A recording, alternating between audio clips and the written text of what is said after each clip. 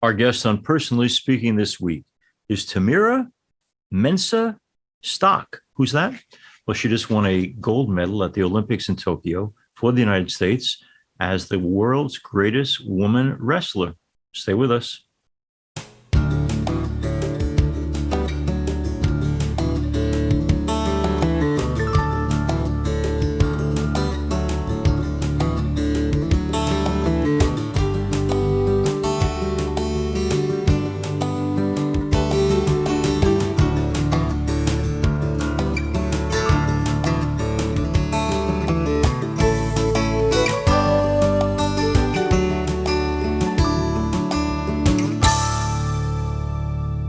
Hello and welcome to Personally Speaking. I'm your host, Msgr Lisante, and U.S. Olympic gold medalist Tamyra Mensah-Stock joins me now. Tamyra won gold in the women's freestyle wrestling event at the Tokyo Olympics, making her the second American woman and the first ever Black woman to do so since the event was introduced in 2004. After winning the gold, Tamyra thanked God for the opportunity to compete in the Olympics and expressed admiration for her country, proudly wrapping the American flag around her shoulders. Tamyra took up wrestling in high school, at first hating the sport. She came very close to quitting wrestling after her father passed away in a car accident while returning home from one of her high school tournaments. Tamyra met her husband, Jacob Stock, in high school, and the couple wrestled together at Morton Ranch High School outside of Houston and at Wayland Baptist University in Texas. She's here with us today to talk about representing the United States and winning gold at the Olympics and the faith that has always guided her and given her strength. Joining me now, I'm so pleased to welcome to Personally Speaking Olympic gold medalist Tamyra Mensah-Stock. Tamyra, first of all, first basic question. I'm fascinated by names, so tell me about Tamyra. What does it mean? What does it mean? Yeah. I have no idea. My mom and dad wanted it to be as Christian as possible and as well as African. So they came up with my name. It just sounds good. They like the name. It didn't have any particular meaning for them. Or maybe they just I'm honestly not sure. I would have to ask them. But I do know I've Googled my name before and I saw that it meant something. That was when I was in elementary school and I've forgotten since then. Okay, that's good stuff. And also, maybe the best way to begin too is a word of congratulations. How proud are you of the job you did? You made us all proud in Tokyo. God, you're amazing. I'm extremely proud, like, because I went out there and I got to represent my country in the best way, shape, and form that I know how, and it was great representing the USA, and I'm extremely proud that I represented it in the way and manner that I did. You did. And in fact, when I mention you right away, the first thing people say is, "Oh my God, she was surrounded by the flag. She looked so beautiful and so happy." So you made everyone proud and happy. And you're right; it was a positive image to portray of our country and the world. And tell us a little bit about Tokyo in terms of, I mean, you've been to these things before. Was it a strange experience to have so few people present, and you're used to a larger audience, I'm sure. That weird thing. I'm actually not entirely used to a larger audience.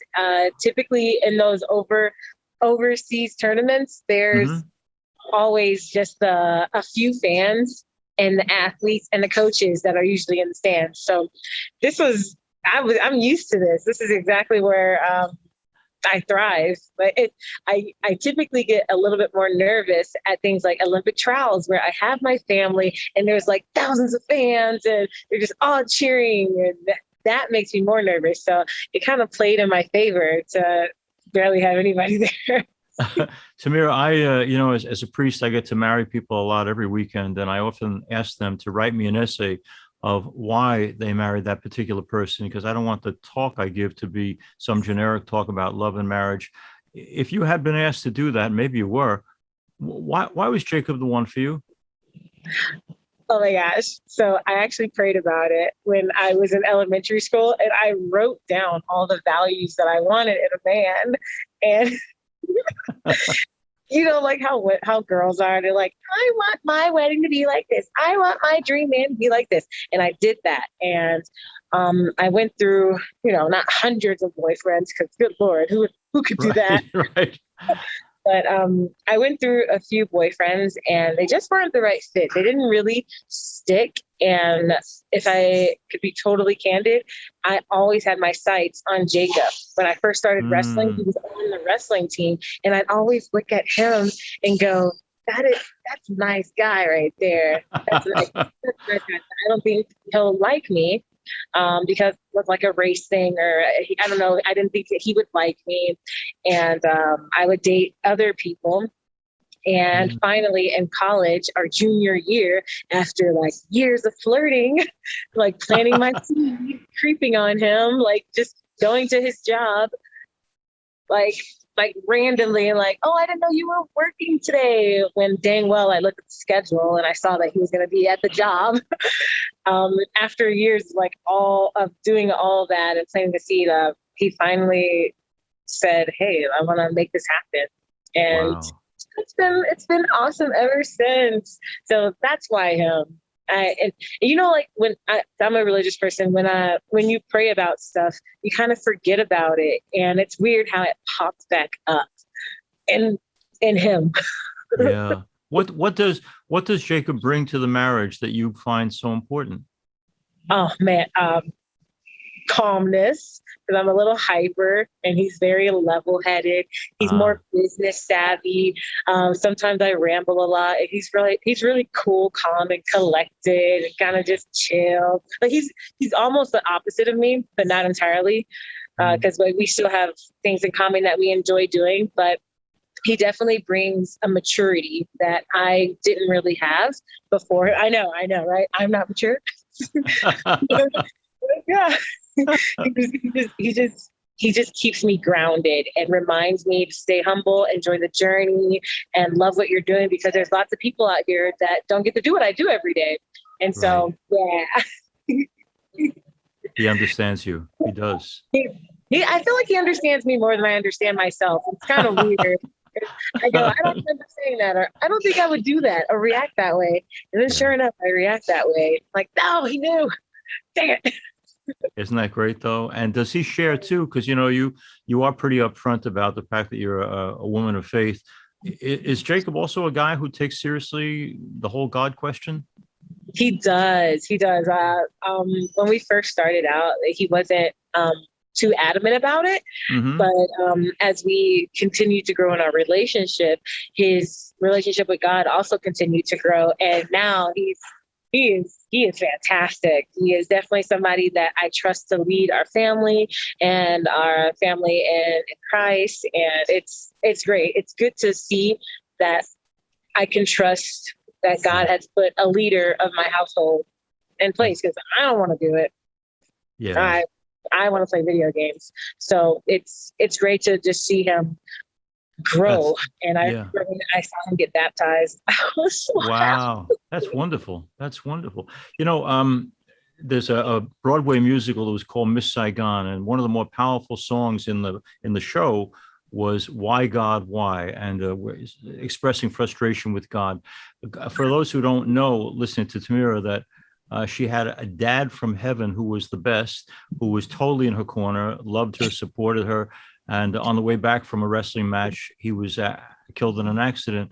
I mention that because and I know there's lots of people, even people of faith, who, when they lose somebody like that, you shake your fist in God's face, why God, why? And it can cause them to lose their faith. Did you go through that at all? Definitely. Okay. 100%.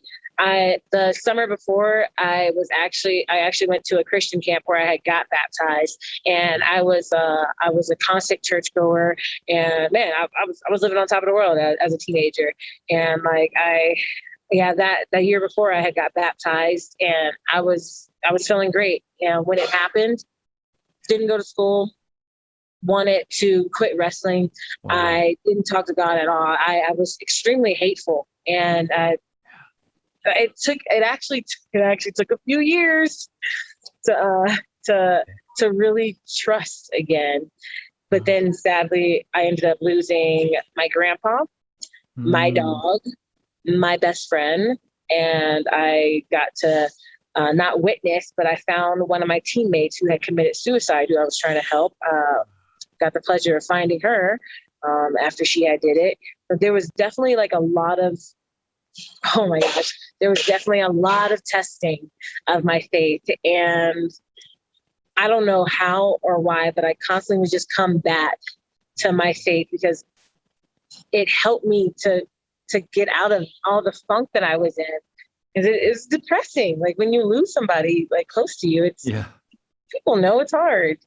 But instead of feeling sorry for myself, I felt like they would want me to continue wrestling and not quit because I wanted to quit every single time.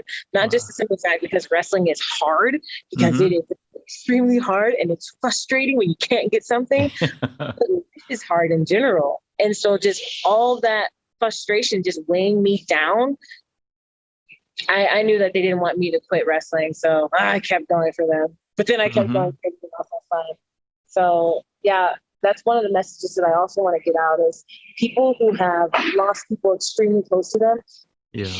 You can feel bad for a time, but at the same time, like they wouldn't want you to feel sorry for yourself because the world goes on. It sucks, but the world goes on and you got to keep moving forward. And so like, that's one of the biggest things that I had to learn again and again and again and again.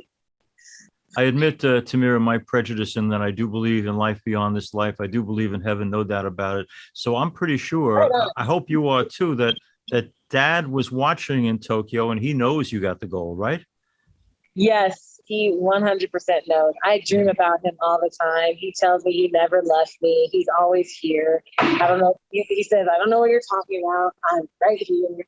It's definitely comforting knowing that he's always looking out for me. And he was screaming in the stands in Tokyo saying, kill them, kill them. Now let's talk about another dimension of your life. Tamyra, for those who don't know, even though she is obviously a very beautifully physically fit person, she also went through this experience in high school of being bullied. And first of all, I wanted to know what your reaction was when it happened. And now the tough question, when someone has bullied you at a time when you're vulnerable in life, how hard is it to forgive them? So that's a great question.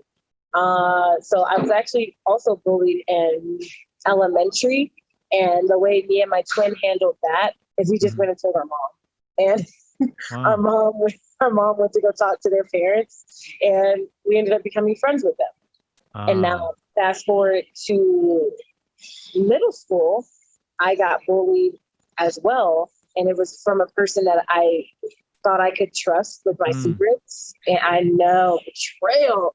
Stabbing in the back, that's the worst. But I thought I could trust her, and she just kind of blurted out all my secrets in front of everybody in the locker room. And to be honest, it took me about a decade to forgive her. And it probably because it just happened when I was younger, but it took me almost a decade, but I finally got over it in college. And fast forward to high school, that was like the worst of it all because they shoved me up against the lockers and told me to quit. And to quit, my track teammate told me to quit wrestling because her friend was a wrestler, and I guess I was in her same weight class. I didn't know, but I forgave them instantly again and again because I guess I had just become numb to people being mean to me, and I didn't want people to dictate my mood. I just wanted to be happy all the time. And yeah, it would get me down, but I always had those things to get me happy again. Like I had my friends, I had my family, I had my video games, and like I had like my boyfriend at the time to just go to and just make me feel better. Like they were minuscule things in my life that weren't going to dictate how I was gonna flow through my journey of life. And so I honestly became numb. My coaches in high school, my wrestling coaches, actually found out that I was being bullied, and they said, let us know who it is. We can help you. And I said, no, it's cool. It's fine. It's cool. I'm having fun. Like they're not going to shake me. And I didn't quit. That girl actually quit the wrestling team, and I continued having fun. Yeah. So I like to say, kill them with kindness. Wow. I'm glad that they stepped up to the plate a little bit too. We have a guy, Joe Salomon, who runs something called Long Islanders Against Bullying. And he said that a guy came up to him recently, he's an adult now, and said, "You may not remember this, but in high school, I was pretty awful to you." And Joe said, "I never once forgot." You don't forget, do you, when you've been hurt? No. Yeah, it's a vulnerable time and people exploiting it. Now, for those who don't know, Tamyra has an interesting book that she's fond of. I say to people in my church, I bet most of you have it on your shelf and it doesn't belong on the shelf. Open the darn thing up, and that's the Bible. Yes, How important is the Word of God to you, and how often do you actually jump into it? every single morning. I didn't get a chance to do it this morning, but I'm in Ezekiel right now, and I have my Bible study every single morning. So what I do is every morning I wake up around 7 or like in that time frame, and I write my dreams down, and then I get into my Bible study, and I do that adamantly, and it's a great way to start the day off, Okay. right? Like it's I don't even know how to describe it. Just my time with God, it's extremely helpful because I I feel like a lot of people might start their day off with the news or might start their day off with, I don't know, an argument, waking up on the wrong side of the bed, whatever the case may be for people. And for me, when I just put my faith, Mm-hmm. when I just start off with my faith, it just starts my day off right, no matter how I wake up. And it just makes me feel good. And it helps me it basically just helps me to be a guiding light to people and go, oh wait, I remember this in the Bible this morning, and then I accidentally just quote it without even realizing it. And honestly, it just makes me feel good. It's so uplifting. It's for me, it's better than any sports psych or any TV show, any conversation, and any of those stuff. It's just extremely uplifting. And yeah, I love relying on it. I don't know where I would be without it. Yeah. Tamyra, you come across, as I'm sure you well know, as a positive and upbeat person. And for our listeners and viewers, I wouldn't want them to think that it's always that easy. I think anyone who says they don't face discouragement is telling a fib. There's a quote from Tamyra that I love. She says, "There's always the enemy creeping at your mind, telling you you're not good enough, telling me I didn't work hard enough, and that you didn't have the right nutrition."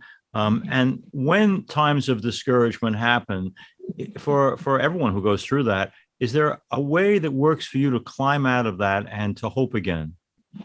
Yeah, definitely. So I think about it.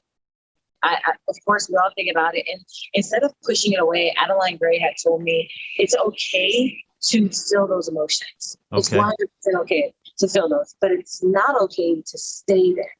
And so I feel it, I think about it, and I go, bye. And it's obviously like that takes like a few hours or a few days because depending on like what your depression is set on, it's going to take a certain amount of time, right? And everybody's different. But Right. I've practiced it so much because I love spreading joy and making people smile that I don't want to stay there because I don't have time to be sad. I need to go out there and just go love, love, love, love, superpower, love. Mm-hmm. And so a lot of times I pray about it, I think about it, I go, God, I need your help right now. I don't want to feel like this anymore. Or I talk to my husband or talk to my family. When I was younger, I actually used to wallow in it and not express how I felt. And I think that made it worse. I know it made it worse, but that's just for me personally. When you express how you feel, there's a weight lifted off your shoulders. And sometimes people don't have anybody to talk to. And so for me, God was it. So, there's definitely like a lot of different ways you can go about getting out of that, feeling bad about myself. The enemy is going against me. I don't know if I'm good enough. There's different maneuvers that people take, and I've tried a lot of them. And Right. I found a lot that worked for me. And I just want people to feel uplifted, and the enemy wants you to feel bad because that's when you don't prosper. When you're down and out in your luck and you feel terrible about yourself. But when you feel good, you wrestle good. When you feel good, you act a certain way, you carry yourself a certain way, and fake it till you make it. That's one thing that I have that that helped me for years until I made it. And it just became something that was just easy. So I know I'm rambling, but yeah. Wow. Tamyra, let me ask you, these people who formed and shaped you, your mom and dad, when you look back on what they did and what made their parenting so good and special for you, what did your parents do right? They taught me to be respectful. Okay. They taught me to be loving. We always went to church.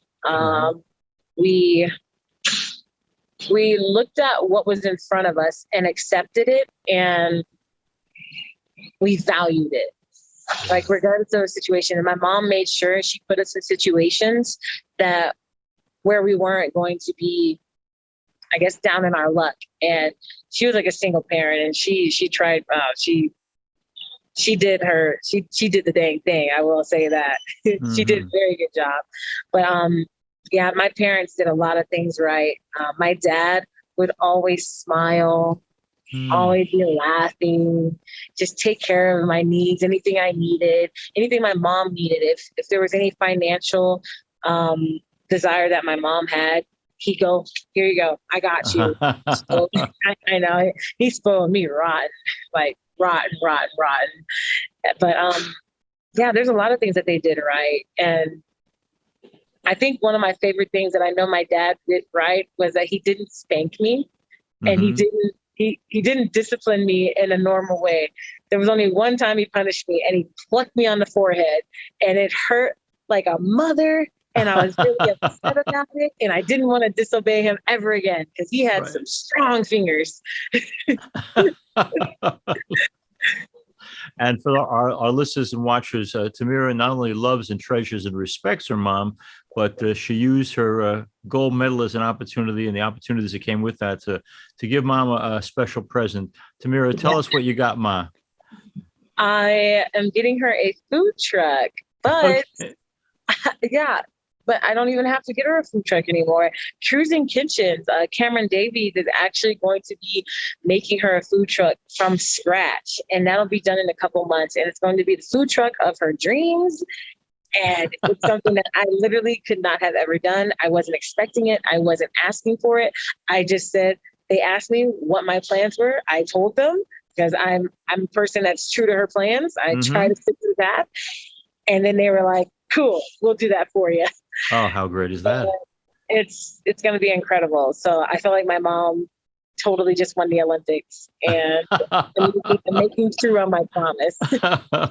Now, Tamyra also has the blessings of a wonderful sister who was involved in sports as well. Now, when you have a sister like you, who's this superstar in the field, you would understand that if any sibling had a sense of rivalry or jealousy, but she's just like a super supporter of yours, isn't she?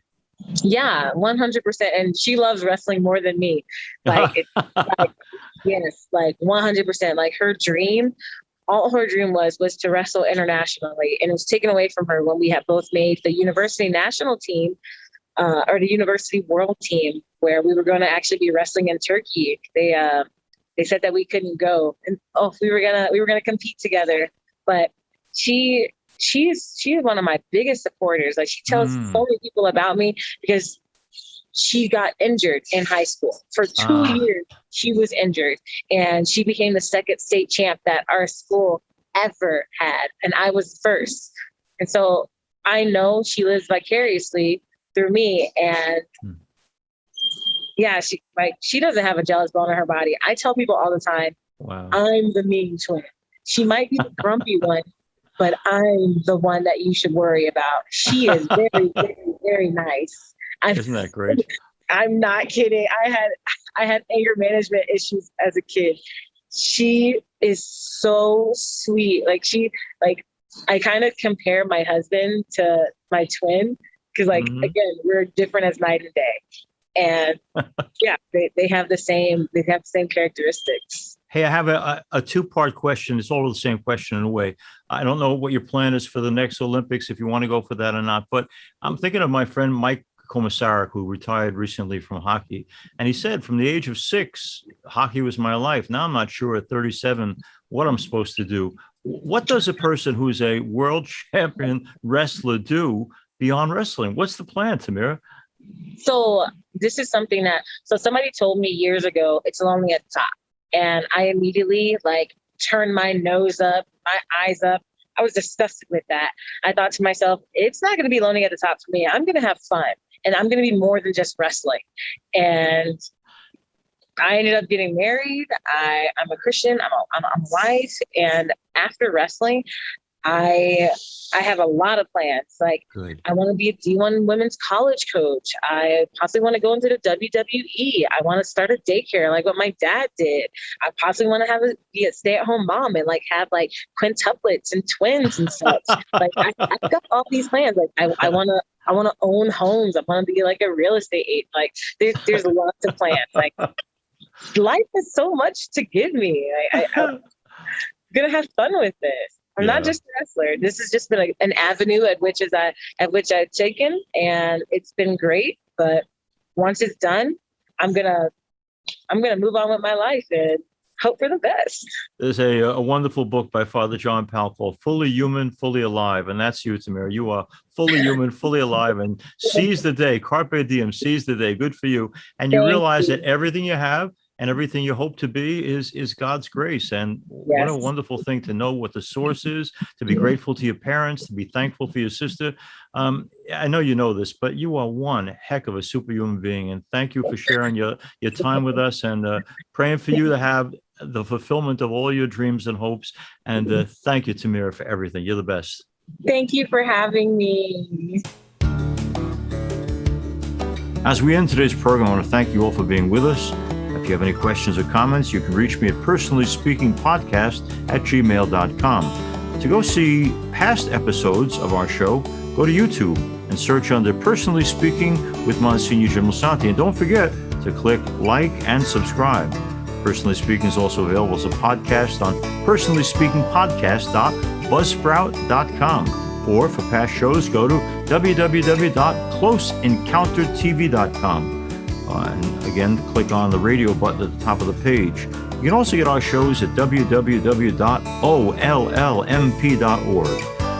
And also get a weekly homily from Msgr Jim.